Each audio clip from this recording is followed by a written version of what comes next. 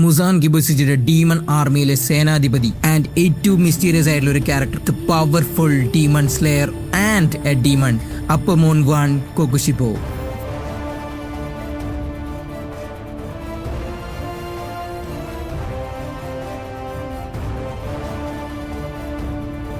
മറ്റ് അപ്പർമോൺസ് ഒക്കെ വെറും മനുഷ്യരെ കൊന്ന് തിന്ന് പവർ കൂട്ടിയപ്പോൾ കൊകുഷിബോ ഒരു ഡീമൺ ആകുന്നതിന് മുമ്പ് ഒരു സാമുറൈ ആയിരുന്നു. അതും ഹിസ്റ്ററിയിലെ തന്നെ ഏറ്റവും പവർഫുൾ ആയ ഒരു ഡീമൺ സ്ലെയർ. നിങ്ങൾ ചിന്തിച്ചിട്ടുണ്ടോ ഒരു ഡീമൺ സ്ലെയർ എങ്ങനെയാണ് മുസാന്റെ റൈറ്റ് ഹാൻഡായി മാറിയത്? എന്തിനാണ് സ്വന്തം ശ്വാസം പോലെ കൊണ്ടു നടന്ന സ്ലെയർ കോപ്സിനെ അയാൾ ചതിച്ചത്? സൺ ബ്രീത്തിങ് യൂസറായ യൊറൈച്ചി സുകികുനിയുമായി കൊകുഷിബോയ്ക്കുള്ള ബന്ധം എന്താണ്?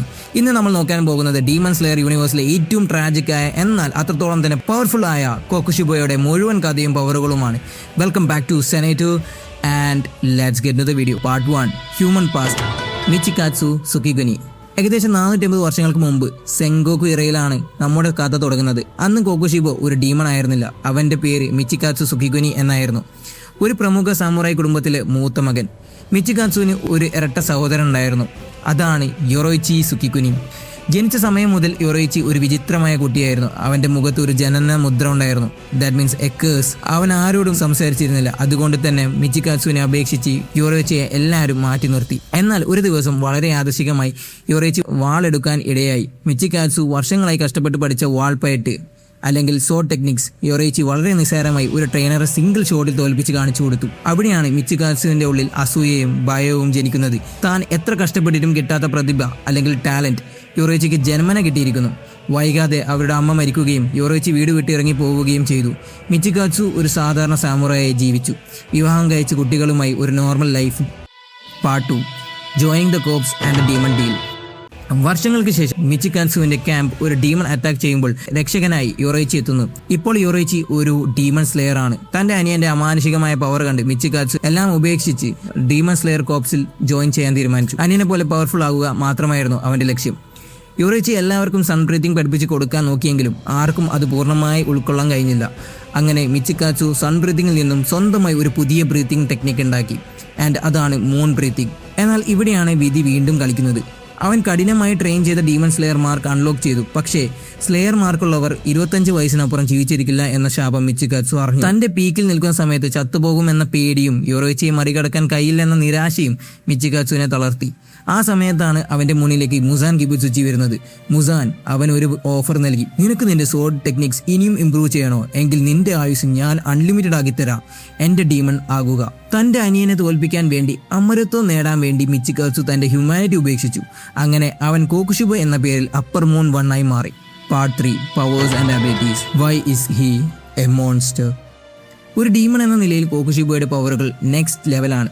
ഒരു നോർമൽ ഡീമൺ പോലെയല്ല അവൻ ഫൈറ്റ് ചെയ്യുന്നത്. അവൻ ഡീമൺ ബ്ലഡും സാമുറൈയും സ്കിൽസും ഒരുമിച്ച് ഉപയോഗിക്കുന്നു. കൊകുഷിബോയുടെ ആർസണൽ അഥവാ ടെക്നിക്സ്. 6 ഐസ്. കൊകുഷിബോയ്ക്ക് 6 കണ്ണുകളുണ്ട്. ഇത് അവൻ അസാധ്യമായ വിഷനും ബാറ്റിൽ പ്രഡിക്ഷനും നൽകുന്നു. ശത്രുവിന്റെ ഒരൊറ്റ മൂവ്മെന്റ് പോലും അവന്റെ കണ്ണിൽ നിന്ന് രക്ഷപ്പെടില്ല. The flush സോഡ്. ക്യോകുജുക ബനാഷി. ഞാൻ പ്രൊണൗൺസ് ചെയ്യുന്നത് ചിലപ്പോൾ തെറ്റായിരിക്കും, എന്നോട് ക്ഷമിക്കണം. അവൻ്റെ വാൾ ഇരുമ്പ് കൊണ്ടുള്ളതല്ല. സ്വന്തം ശരീരത്തിലെ മാംസവും എല്ലും രക്തവും കൊണ്ടാണ് അവൻ ആ വാൾ ഉണ്ടാക്കിയിരിക്കുന്നത്. അതുകൊണ്ട് തന്നെ ആ വാളിന് എത്ര ദൂരത്തേക്ക് വേണമെങ്കിലും വളരാനും പുതിയ ബ്ലേഡുകൾ മുളപ്പിക്കാനും സാധിക്കും. Moon breathing. സുക്കിനോ കൊക്യു. ഇതിലാകെ 16 ഫോമുകളുണ്ട്. അവൻ വാൾ വീശുമ്പോഴെല്ലാം വായുവിൽ അനേകം ചെറിയ ക്രസന്റ് മൂൺ ബ്ലേഡ്സ് ഉണ്ടാകും. ഇവയുടെ വലിപ്പവും പാദ്യം എപ്പോഴും മാറിക്കൊണ്ടിരിക്കും. ബ്ലോക്ക് ചെയ്യാൻ വളരെ ടഫാണ്. Transparent world. സുക്കിമാനോ സെക്കായി. ഈ എബിലിറ്റി വഴി കൊകുഷിബോയ്ക്ക് ശത്രുക്കളുടെ ശരീരം സുതാര്യമായി കാണാം, ട്രാൻസ്പെറന്റ് ആയി കാണാം. അവരുടെ ബ്ലഡ് ഫ്ലോ, മസിൽ മൂവ്മെന്റ്, ജോയിന്റുകൾ എന്നിവ നോക്കി അവർ അടുത്തതായി എന്ത് ചെയ്യാൻ പോകുന്നു എന്ന് അവന് മുൻകൂട്ടി പ്രഡിക്റ്റ് ചെയ്യാൻ പറ്റും. Part 4, the final battle and tragic end. Infinity castle ആർക്കിൽ നമ്മൾ കാണുന്നുണ്ട് 3 ടോപ്പ് ഹാഷിറാസും ഗ്യോമൈ, സനേമി, മ്യൂച്ചിറോ കൂടാതെ ഗെന്നിയും ഒരുമിച്ച് ചേർന്നിട്ടാണ് കൊകുഷിബോയെ നേരിടുന്നത്.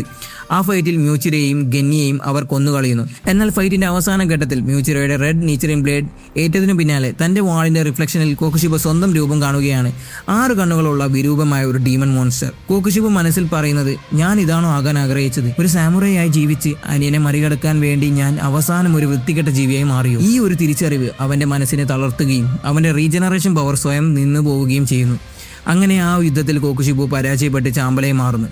മരിക്കുന്ന സമയത്ത് അവൻ്റെ വസ്ത്രത്തിനുള്ളിൽ നിന്ന് വീഴുന്നത് അവൻ കുട്ടിക്കാലത്ത് തൻ്റെ അനിയനെ യൊറോച്ചിക്ക് ഉണ്ടാക്കി കൊടുത്ത ഒരു ചെറിയ ഫ്ലൂട്ടായിരുന്നു. അവൻ തൻ്റെ അനിയനെ അത്രത്തോളം വെറുത്തിരുന്നെങ്കിലും അതിനേക്കാളും ഏറെ സ്നേഹിച്ചിരുന്നു എന്നതിൻ്റെ തെളിവായിരുന്നു അത്. ജലസിയും ഫിയറും ഒരാളെ എങ്ങനെയൊക്കെ മാറ്റും എന്നതിൻ്റെ ഏറ്റവും വലിയ ഉദാഹരണമാണ് കോക്കുഷിബയുടെ ലൈഫ്. സോ നിങ്ങളുടെ അഭിപ്രായം എന്താണെന്ന് തീർച്ചയായും താഴെ കമൻറ്റ് ചെയ്യുക. ഈ ഒരു ട്രാജിക് സ്റ്റോറിയെ കുറിച്ച് നിങ്ങൾക്ക് എന്താണ് തോന്നുന്നത്? വീഡിയോ ഇഷ്ടപ്പെട്ടെങ്കിൽ ലൈക്ക് ചെയ്യാനും ആനിമേഷൻ ലവേഴ്സ് ഉണ്ടെങ്കിൽ അവർക്ക് ഷെയർ ചെയ്യാനും മറക്കരുത്.